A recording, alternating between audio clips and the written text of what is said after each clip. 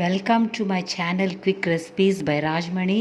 If you like my recipe, please like, share and subscribe. Hi my lovely viewers, ఇవాళ నేను కందిపప్పు fry చేసి దాంతో సాంబార్ చేసి చూపిస్తాను మీకు. కొంచెం బాగా స్మెల్ రావాలండి. స్మెల్ వచ్చిన తర్వాత మనం బాగా ఒక 3 టైమ్స్ కడుక్కుని ఒక 4-5 విజిల్స్ పెట్టుకోవాలన్నమాట. చూసారా కందిపప్పు ఎంత బాగా వేగింది, మంచి స్మెల్ వస్తుందండి. చూసారా కందిపప్పు ఇలా కడుక్కుని కుక్కర్లో వేసుకున్నాను. నెక్స్ట్ కొంచెం వాటర్ వేసుకుందాము. తర్వాత చిటికెడు పసుపు వేసుకుందాం కలర్ కోసం. కొంచెం గీ వేసుకోవాలండి. గీ వేసుకుంటే ఆ కమ్మదనం చాలా బాగుంటుందన్నమాట, సాంబార్ కమ్మదనం. సో ఇప్పుడు లిడ్ క్లోజ్ చేసుకుందాం. లిడ్ క్లోజ్ చేసుకుని ఒక 4 to 5 విజిల్స్ వచ్చిన వరకు కుక్ చేసుకుందాం పప్పుని.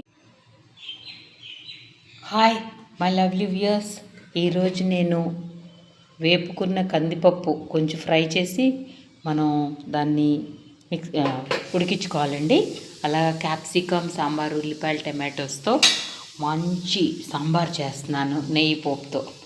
కొంచెం నెయ్యి వేసుకోవాలండి. కొంచెం ఆవాలు వేసేద్దాం, కొంచెం జీలకర్ర వేసేద్దాం, ఒక ఎండుమిరపకాయ వేసేద్దాం, తర్వాత కొంచెం వెల్లుల్లిపాయలు.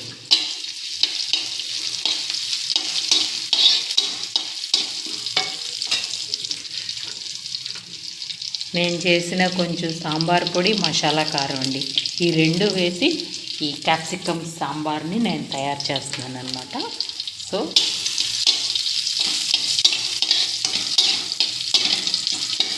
కొంచెం బాగా స్మెల్ వచ్చే వరకు మనం ఫ్రై చేసుకోవాలండి. ఈ వెల్లుల్లి వాసన సాంబార్లోకి చాలా బాగుంటుందండి.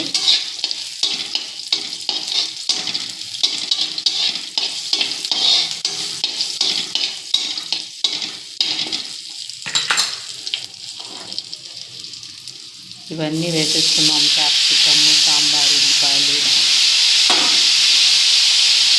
కొంచెం పసుపు వేసుకున్నామండి.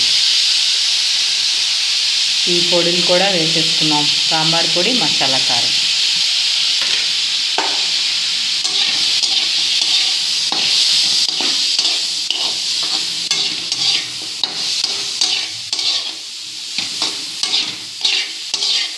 సాంబార్లో క్యాప్సికమ్ చాలా బాగుంటుందండి. మీరు ట్రై చేశారో లేదో, నేను మాత్రం చాలాసార్లు ట్రై చేసి ఆ టేస్ట్ చాలా నచ్చింది నాకు. సో మూత పెట్టుకుందాం.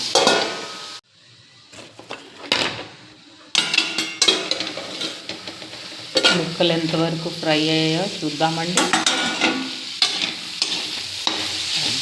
భలే కలర్ఫుల్గా ఉన్నాయండి. మాడనివ్వకూడదు, మాడితే ఆ టేస్టే మారిపోతుందండి.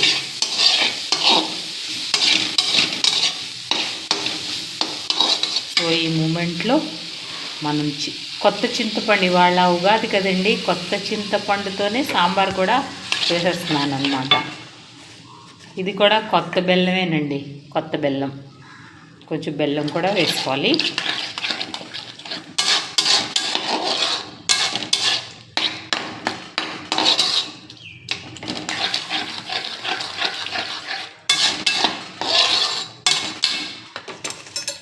తర్వాత కందిపప్పును ఫ్రై చేసి ఉడికించాను కదండి, ఆ కందిపప్పు మెయిన్ ఇంగ్రీడియంట్ ఇది వేసేద్దాం.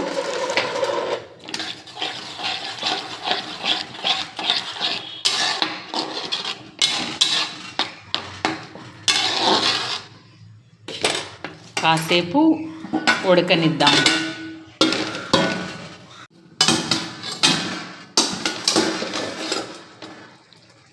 అన్నీ బాగా కలిసి ఉడికాయి కదండి. ఈ మూమెంట్లో మనకి ఎంత కన్సిస్టెన్సీ కావాలో చూసుకుని సాంబార్ని మనం అడ్జస్ట్ చేసుకోవడమేనండి. కొంచెం వాటర్ వేసుకుందాము. కొంచెం కల్లుప్పు వేసుకుందామండి.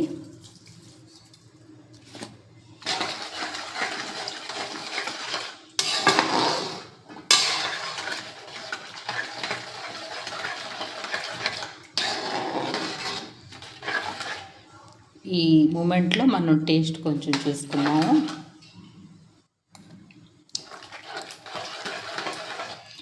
అన్నీ కరెక్ట్గా సరిపోయాయండి.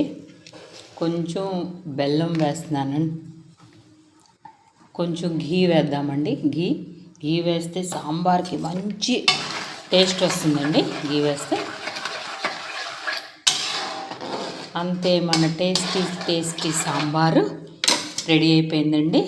ఒక 5 minutes ఉడకనిద్దాం.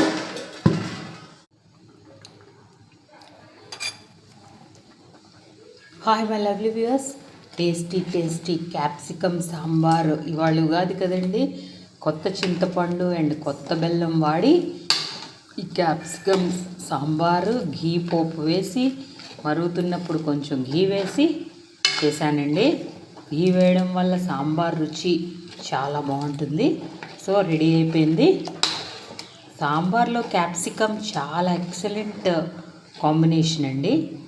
ఈ క్యాప్సికమ్ వల్ల సాంబార్కి మంచి టేస్ట్ వస్తుందన్నమాట. సో ఇప్పుడు డిష్ అవుట్ చేసుకుందాం.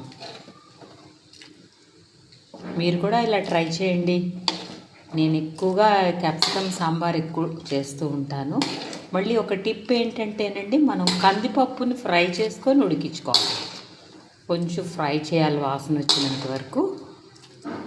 కొన్ని టిప్స్ ఫాలో అవుతే సాంబార్ చాలా బాగా మనం ఎంజాయ్ చేయొచ్చు. రైస్లోకి కానీ రైస్లోకి కానీ ఇడ్లీలోకి కానీ చాలా బాగుంటుంది.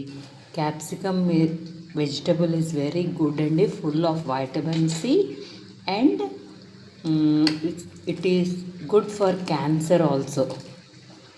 మీరు ట్రై చేస్తారు కదా. మరి మీకు లైక్ అయితే you subscribe my channel quick recipes by Rajamani. My love to all of you my lovely viewers. Ugadi రోజు నేను ఈ క్యాప్సికమ్ సాంబార్ చేశానండి, అంతే. Okay my lovely viewers, love to all of you. Bye.